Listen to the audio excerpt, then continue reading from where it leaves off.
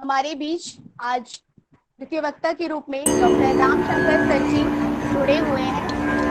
Sir है, hello. हाँ जी, हाँ। जी सर, प्रणाम उपस्थित सर। हैं। जी अरे जी, सर प्रणाम, नमस्ते सादर नमस्ते। चरण स्पर्श। अ, हाँ। सरल स्वभाव के बहुमुखी प्रतिभा के धनी doctor Ramshankar sir, assistant professor, मंच कला संकाय, काशी हिंदू विश्वविद्यालय से हैं। आप प्रसिद्ध वाग्यकार, संगीतकार, गायक, कलाकार स्वर्गीय पंडित रामाश्रय झा राम तिलक जी के शिष्य की परंपरा के प्रतिनिधि कलाकार हैं। आप ख्याल, टप्पा, ठुमरी, तराना, होरी, कजरी सभी विधाओं को गाने में पारंगत हैं। आप आकाशवाणी दूरदर्शन के ए ग्रेड आर्टिस्ट हैं। आप 25 से भी ज्यादा लेक्चर्स, डेमोन्स्ट्रेशन विविध विश्वविद्यालयों तथा महाविद्यालयों में दे चुके हैं। आपको अवार्ड्स में सुरमणि सुरसंगार संसद मुंबई 2002, म्यूजिशियन ठाकुर जसवंत सिंह स्मृति अवार्ड कोटा राजस्थान 2006 में प्राप्त हुआ है। बीएस सिंगे गुरुजी स्मृति अवार्ड ग्वालियर 2009, कौस्तुभी अवार्ड 2014, संगीत साधक अल्मोड़ा से आपको प्राप्त हुआ है अवार्ड संगीत साधक। आपके पुस्तकों में importance of Braj and Awadh language in Indian classical music, importance of rishabh swar in Indian classical music, Ram Rang Sangeet Ramayan 2 भागों में। सर, आपसे जी। सादर अनुरोध है कि आप आए और अपने बहुमूल्य वक्तव्य से हम सभी को लाभान्वित करें। आइए सर। सभी को प्रणाम करता हूँ। मैं बहुत छोटा हूँ, मेरे यहाँ सभी गुरुजन लोग जुड़े हुए हैं। हमारी बड़ी गुरु बहन प्रोफेसर स्वतंत्र बाला शर्मा जी एवं प्रोफेसर मुकेश गर्गी जी को मैं विशेषतः प्रणाम करता हूँ। और विभिन्न शिक्षक बंधु ज्योता जी और इस महाविद्यालय की प्राचार्य महोदया डॉक्टर सुधा पांडे जी, निदेशक डॉक्टर वंदना शर्मा जी, विशेष तौर से संयोजिका डॉक्टर सुनीता बनर्जी जी को मैं बहुत बहुत आभार व्यक्त करता हूँ, जिन्होंने हमें इस प्लेटफॉर्म में कुछ बोलने कहने का अवसर प्रदान किया है। और ये जो वेबिनार्स 2-3 महीना 4 महीना से चल रहे हैं और सब जगह लगभग विषय एक सा ही है, कोरोना काल में संगीत, जो संगीत के हो रहे हैं। अभी हमारी दीदी ने बताया, डॉक्टर प्रोफेसर स्वतंत्र बाला शर्मा जी ने विभिन्न तरीके, ज्योता जी ने बताया। शुरुआत में जब वेबिनार शुरू हुआ था तो एक पत्र वाचन की तरह होता था, लेकिन सबसे बड़ा फायदा तो ये हुआ है कि जिसे बोलना नहीं आता था वो भी बोलना सीख गया है इस वेबिनार के माध्यम से। और सबसे बड़ा फायदा जो हुआ है, जो यंग लोग हैं जितने भी, और बहुत से शिक्षक यंग हैं, कुछ बुजुर्ग भी हैं जिन्हें कोई नहीं जानता था, अपने अपने महाविद्यालयों में बैठे रहते थे, आज लगभग सब एक दूसरे से जुड़ गए हैं। कहीं ना कहीं एक दूसरे का नाम लेके देख रहे हैं, फेसबुक में लाइव देख रहे हैं, जो जिनका नहीं सुना गाना बजाना उनका भी आज सुन रहे हैं। और ये समझ में आ रहा है कि हमारे भारतवर्ष में कितनी अनेक सी प्रतिभाएं पड़ी हुई हैं जिनको कोई नहीं जानता है। आज हमको सबको देखने सुनने का अवसर मिला है।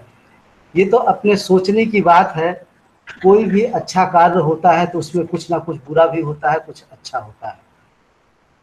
हम चर्चा किस पर कर रहे हैं मायने ये रखता है, लेकिन संगीत शिक्षा जो विशेष रूप से हम लोग आज जो चर्चा में बैठे हुए हैं, ये संगीत से संबंधित है। और संगीत की जो प्राचीन परंपराएं थी, समय के अनुसार जैसा जैसा समय बदला वैसा वैसी परंपराएं बदली। तब गुरुकुल की आवश्यकता थी उस समय, वो रहा गुरुकुल पद्धति, आज भी थोड़ा बहुत चल रही है, गुरु शिष्य परंपरा कहेंगे आज तो। लेकिन विश्वविद्यालयीन जो परंपरा भातखंडे जी ने शुरू की है, उससे हमारे समाज में जो संगीत का जो प्रचार प्रसार हुआ है, उसको भुलाया नहीं जा सकता है। देखिए, कला कोई भी हो, वो हम सिर्फ संगीत की बात नहीं कर रहे हैं। संगीत हो या अन्य कलाएं हो, कलाएं अपने आप में सभी महान हैं, और कला साधना करना वो प्रत्येक व्यक्ति के बस का नहीं है। कुछ लोग ही कला के चरम सीमा पर जा पाते हैं, लेकिन उसका मतलब ये नहीं है कि करना नहीं चाहिए। संगीत तो ऐसी कला है कि सिर्फ सीखने के लिए, सिर्फ कलाकार बनने के लिए नहीं सीखा जाता। संगीत एक संस्कार है, एक पूजा है। जैसे हमारे नित्य क्रिया में खाना पीना जुड़ा हुआ है, ठीक उसी प्रकार हमारे परंपराओं में भजन कीर्तन पूजा पाठ आदि जुड़ा हुआ है, जिसमें संगीत, जैसे प्राचार्य महोदय ने कहा कि रिमिक्स बनकर रह गया है, तो मैं ये कहूँगा कि हमारा जो भारतीय शास्त्रीय संगीत है वो इतना महान है, इतना महान है कि ना जाने उसमें कितने थपेड़े आए और कितने संगीत मिले, लेकिन जमीन उसकी नहीं बिगड़ी। उसकी जो गंभीरता है वो आज भी बरकरार है, और वो बरकरार रहेगी। उसकी गंभीरता पर कभी आँच आने वाली नहीं है। थोड़ा बहुत परिवर्तन तो शाश्वत नियम है, वो तो हर व्यक्ति का जीवन का परिवर्तन होता है, तो वो तो संगीत है, वो व्यक्ति से ही जुड़ा हुआ है, अलग नहीं है, व्यक्ति से अलग नहीं है। इसलिए वो थोड़ा बहुत परिवर्तन होगी, लेकिन उसकी जमीन नहीं जाएगी। वो अक्षुण है, वो हमेशा बना रहेगा। और दूसरी बात, जैसे फैक्ट्रियां होती हैं जहाँ सामान बनता है, कुछ शोरूम्स होते हैं जहाँ थोड़ा सा सामान बिकता है, तो हमारी शास्त्रीय संगीत एक फैक्ट्री की तरह है। हर गली गली, रास्ते रास्ते नहीं हो सकती हैं। उससे शास्त्रीय संगीत से सीखने के बाद ना जाने कितने लोग निकलते हैं जो अपनी पहचान बनाते हैं और समाज को कुछ दे के जाते हैं। तो जो हमारी धरातल है संगीत की, ये हमारी अक्षुण है, बनी रहेगी, ये कभी नहीं जाने वाली है। थोड़ा बहुत परिवर्तन ये संभव है और होना भी चाहिए, क्योंकि नदी का पानी अगर बहेगा नहीं तो वो गंध देने लगेगा। इसलिए नवीनता भी ज़रूरी है, और हमारी ज़मीन भी नहीं बिगड़ना चाहिए। ज़मीन को बनाए रखते हुए उसमें कुछ नए पुष्प उगाना अच्छी बात है। हमारे गुरुदेव पंडित प्रेम कुमार मलिक जी शायद जुड़े हैं, मैं उनको प्रणाम करता हूँ। आज मीडिया का युग आ गया है, सबको ई कंटेंट बनाना है, सबको वीडियो रिकॉर्डिंग बना के बच्चों तक पहुंचाना है, तो सब ने रियाज करना शुरू कर दिया है। जितने शिक्षक हैं सभी रियाज करना शुरू कर दिए। जो रियाज करते थे वो तो कर ही रहे हैं, उनका तो बंद होने वाला नहीं है, लेकिन जो नहीं करते थे वो भी शुरू कर दिए हैं, क्योंकि वीडियो के थ्रू हमें बच्चों तक जाना है। और बच्चों तक ही नहीं जाना है, अभी तो गवर्नमेंट ने यूट्यूब में डालने के लिए कह दिया। यूट्यूब में डालेंगे तो सभी देखेंगे, तो बेइज्जती ना हो इसके ही सहारे से ही, लेकिन रियाज करना शुरू कर दिया गया है। तो ये एक बहुत बड़ा प्रभाव है कोरोना काल का। और जैसे हमारे प्रोफेसर मुकेश गर्ग जी हमेशा कहते हैं कि ये काल संगीत के लिए स्वर्ण युग कहा जाएगा, क्योंकि जितनी चर्चाएं, परिचर्चाएं, संकल्पनाएं जुड़ी हुई हैं इस काल में, इस 3-4 महीने में, शायद इतना विचार कभी नहीं हुआ होगा संगीत में। एक पहली बार इतनी चर्चाएं हुई हैं, और चर्चा से कुछ ना कुछ तो, जैसे कैप्सूल खाते हैं ना और असर करता है, तो ये चर्चा भी कैप्सूल की तरह है। जब किसी अच्छे व्यक्ति को कोई सुनता है तो दूसरा व्यक्ति जाके घर में रियाज करना शुरू कर देता है। हम लोग अपने बचपन की बात बताएं कि हम लोग रियाज तो हमेशा करते थे, क्योंकि इतना ज़्यादा गुरु की कस्टडी में थे कि उतना घंटा रियाज करना ही करना है। लेकिन उसके बाद भी अगर कोई बच्चा बहुत अच्छा गा जाता है, कोई कलाकार का बहुत अच्छा सुन लेते हैं, तो शायद घर पहुंच के वो दुगना रियाज शुरू हो जाता है। तो ये जो काल है, ये सबके मनो मस्तिष्क में संगीत के लिए बहुत अच्छा है। और जो ये महामारी के लिए मुझे लगता है कि हाय तौबा मची हुई है। मुझे लगता है कि संगीतकारों में ऐसी हाय तौबा नहीं है। संगीतकार, संगीत श्रोता, संगीत से जुड़ा हुआ व्यक्ति कभी निराश नहीं होता है। एक व्यक्ति ने बहुत अच्छा एक मैसेज भेजा कि किसी भी व्यक्ति के अंदर जब स्वर प्रवेश कर जाता है, संगीत प्रवेश कर जाता है, तो उसकी निराशा हमेशा के लिए समाप्त हो जाती है। लेकिन वह स्वर अंदर तक पहुंचा हो तब।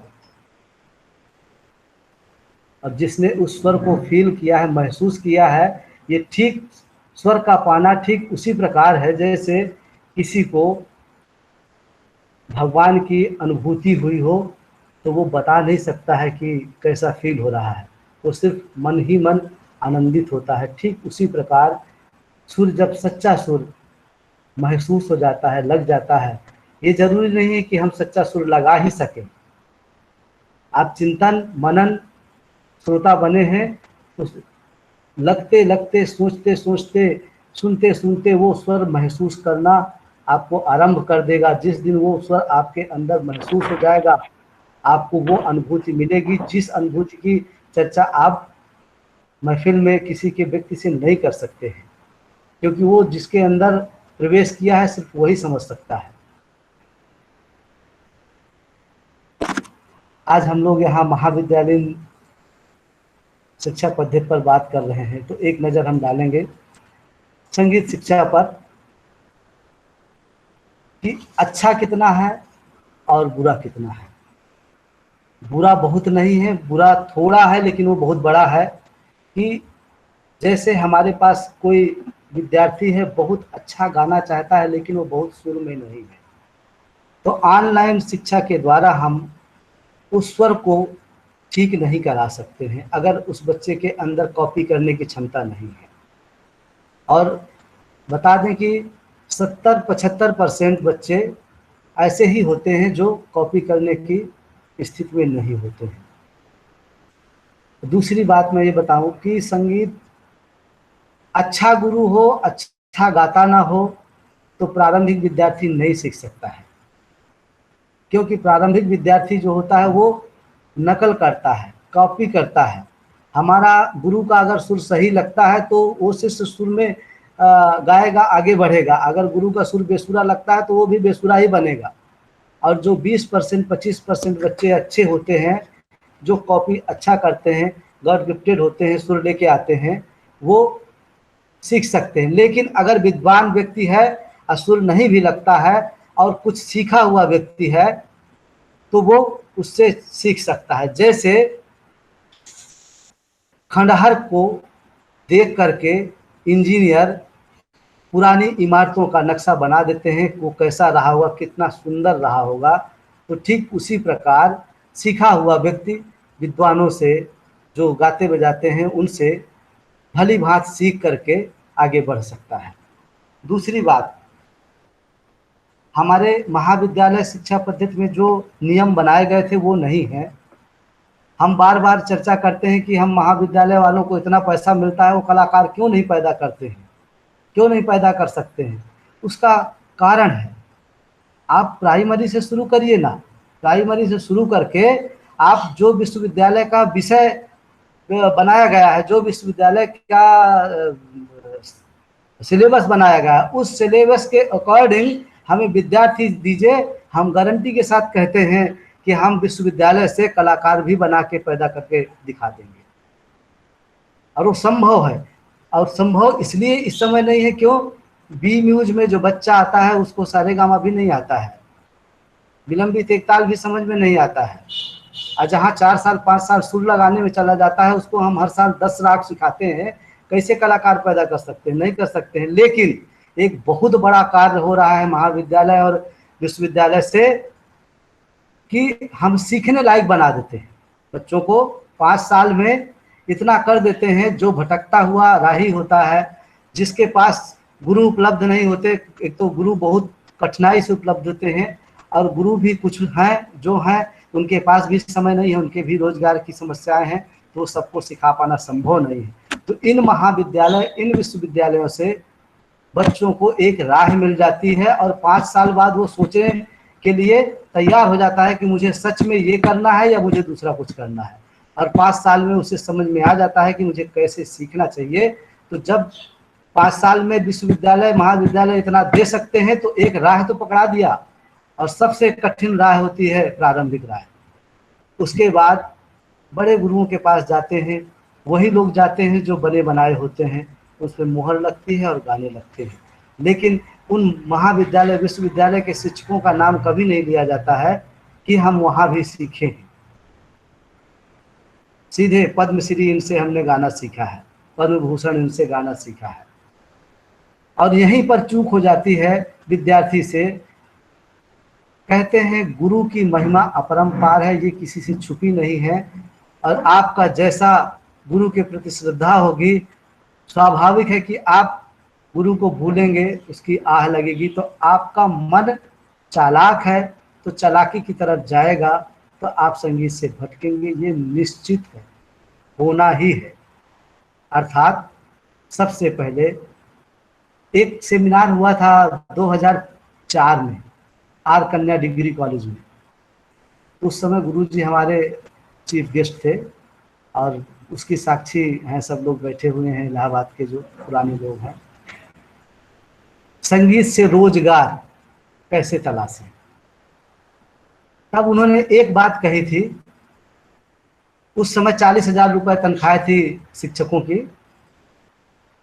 तो गुरुजी ने कहा 40,000 मिल रहा है तो भी पेट नहीं भर रहा है, रोजगार की तलाश कर रहे हैं। आपने कभी सोचा कि विश्वविद्यालय महाविद्यालय में संगीत की शिक्षा कैसे देनी चाहिए, कैसे? अब मैं बता रहा हूँ कि जितने ज़्यादा से ज़्यादा मीटिंगें होती हैं, यूजीसी में बैठकें होती हैं, वो रिसर्च कैसे करना चाहिए, इस पर कभी ये चर्चा नहीं होती है कि विद्यार्थी का विकास कैसे होना चाहिए, संगीत का हम कैसे सिखाएं जिससे वो कलाकार बन सकता है, कभी चर्चा नहीं होती है इसकी।